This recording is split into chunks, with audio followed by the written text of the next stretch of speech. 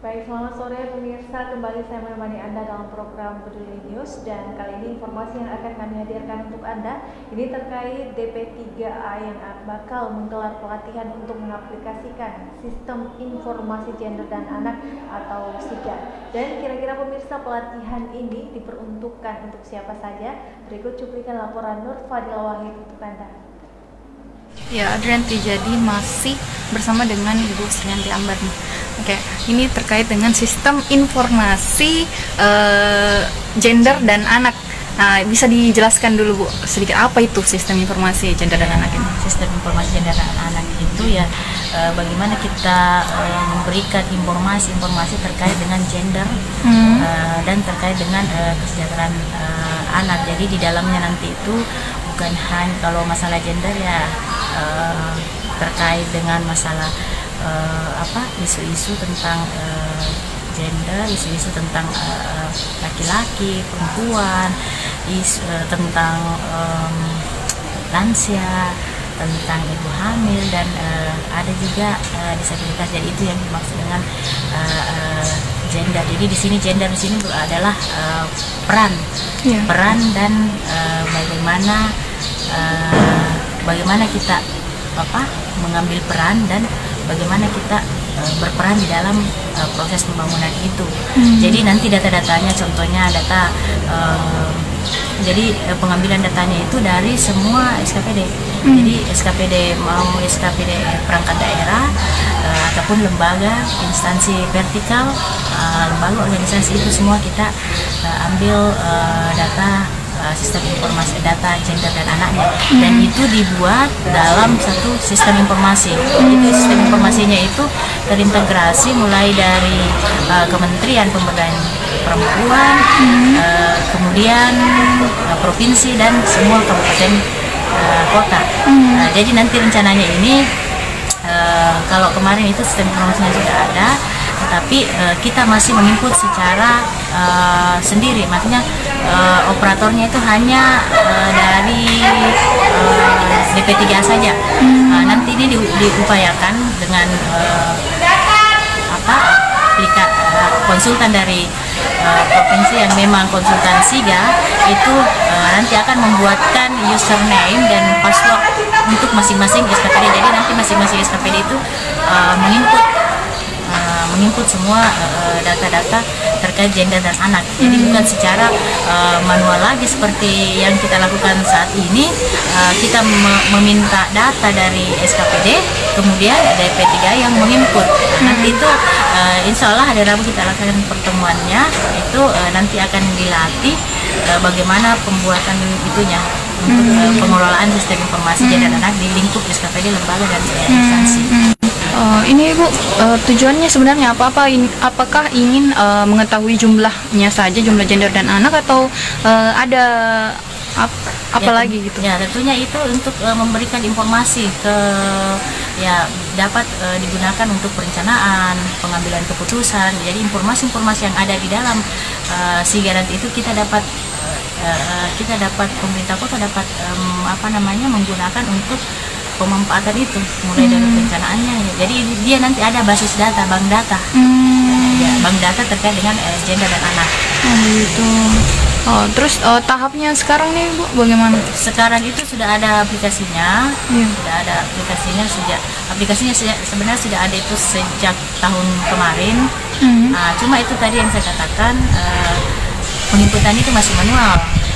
Masih artinya manual, masih dilaksanakan oleh DP3 saja. Ya, jadi nanti ini dikembangkan lagi dan diharapkan dukungan dari SKPD, lembaga dan instansi untuk nanti masing-masing ada penginput operator SIGA di SKPD masing-masing. Jadi tidak lagi secara manual kita meminta data ke instansi-instansi, tetapi langsung dari instansi nanti yang akan menginput dan langsung di DP3 nanti bisa melihat nanti semua itu jumlah total dari dari data yang ada. Ya, jadi dalam minggu ini ya Bu ya akan dilakukan itu. Minggu depan. Minggu depan. Oh ya. Oke. Harapannya mungkin Bu? Ya harapannya itu ya mudah-mudahan kalau ini berhasil, ya artinya ini sebenarnya dalam rangka untuk mengimplementasikan Perda nomor 5 tahun 2015 itu tentang strategi penghapusan gender. Jadi ketika ada informasi terkait gender dan anak itu, ya berarti kita sudah kita sudah mendukung dari Perda yang telah ada sejak tahun 2015 itu. Oke deh, sip. Oke, makasih Bu. Oke, ready. Adrianti kembali ke studio. Saudara, masih dari kantor Wali Kota, rekan kami Nur Fadil Wahid juga akan melaporkan terkait Puspaga yang kemudian membentuk program inspirasi sekolah dan pasar. Bagaimana informasinya? Berikut kita ikuti cuplikan laporan Nur Fadil Wahid. Ya, baik Adrianti, jadi masih lagi-lagi bersama dengan Ibu Srianti Ambar nih. Oke, ini terkait dengan Puspaga nih, Bu. Ini sudah kan kemarin sudah di launching nih, Bu. Nah, sekarang tahapnya gimana? Ya, ini kita sementara membuat merampungkan program kerjanya. Kalau kemarin itu kita launching dan kita buatkan struktur pengurusnya, bagaimana alurnya, SOP, alur dari Puspaga Pudilita itu. Kemudian nanti ini masing-masing dari divisi dari program-program yang ada itu ada koordinatornya. Nanti sore ini kita ada rapat pemantapan untuk salah satu program kerja dari Puspaga Pudilita. Program apa tuh? ISAP. Inspirasi sekolah anak pasar. Jadi nanti ini program kerjanya ada program kerja on the spot, mobile, dengan edukasi, konseling, ya bersama edukator dan psikolog tentunya. Ada juga pertemuan, ada juga konseling yang langsung mendatangi di Puspaga itu sendiri. Untuk program kerjanya ada konselingnya juga melalui virtual, bisa dengan melalui sistem informasi yang sudah kami buat, dengan melalui adminnya ada, tapi cuma kami belum untuk nomor kontak senternya. Jadi untuk sementara ini cukup mendatangi saja dulu di ini. Jadi ini yang sementara kita bahas ini nanti dengan para relawan-relawan, para tim-tim Puspaga terkait dengan program-program kerja yang ada. Oh, ada relawannya begitu, Bu? Ada relawannya. Jadi ini untuk ISAP ini nanti yang merupakan salah satu kegiatan dari Puspaga Pudilita ini itu ada relawannya. Ada relawan. Jadi yang menginisiasi adanya kegiatan ini. Jadi itu semua inspirasi dari bawah sebenarnya itu, sehingga kita membentuk ini. Iya. Ini kan banyak program di Puspaga. Ini kita fokus ke itu dulu, yang ISAP dulu. Nah, itu nanti maksudnya apa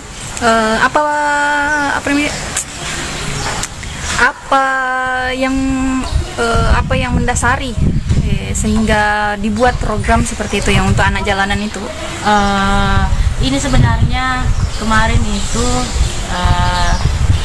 kami sempat dengan PKK dengan Dinas Kesehatan itu melakukan pengawasan di Pasar Aman. Iya. Dari situ fasilitator Pasar Aman itu melakukan menginisiasi untuk membentuk yang namanya ISAP ini, karena mungkin di pasar-pasar itu, di pasar itu dilihat mungkin banyak anak-anak yang biasa kita lihat itu biasa antar ini. Jadi untuk menghindari jangan sampai untuk mencegah dan untuk meminimalkan itu dampak-dampak negatif yang ada pada anak-anak itu, karena anak-anak itu merupakan generasi penerus bangsa, sehingga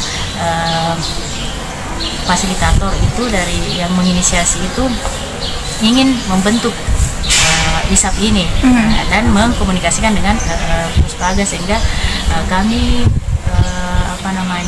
kami mengakomodir itu untuk memasukkan ke dalam program kerja dari Puspaga itu. Jadi ini yang anak-anak ini nanti mendapatkan apa benefitnya? Ini nanti yang akan kita bicarakan. Oh, masih akan dibicarakan. Jadi nanti ini tim kerja dari kegiatan ISAP ini nanti baru kita akan lakukan pemantapan dan seperti apa bentuk kegiatan yang akan dilakukan. Iya.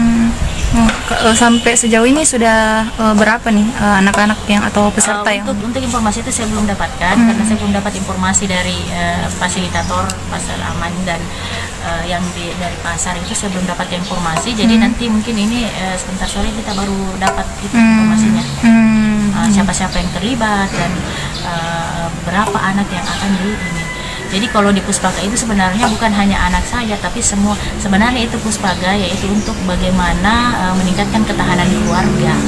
Ya, jadi nanti itu ada yang dilakukan edukasi dan konseling itu mulai dari pranika, ya remaja pranika, masalah perkawinan, masalah bagaimana ketahanan keluarga, intinya bagaimana untuk mempertahankan dan membuat keluarga itu menjadi sebuah keluarga yang utuh dan samawa.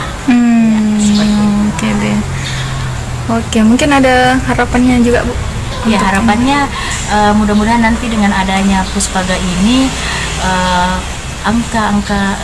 misalnya angka perceraian yang saya dapat, yang saya dengar informasi itu masih cukup tinggi. Itu mungkin dengan adanya Puspaga ini bisa diminimalkan, bisa menurun. Ya, semoga saja, amin. Oke deh, sip. Oke Bu, makasih.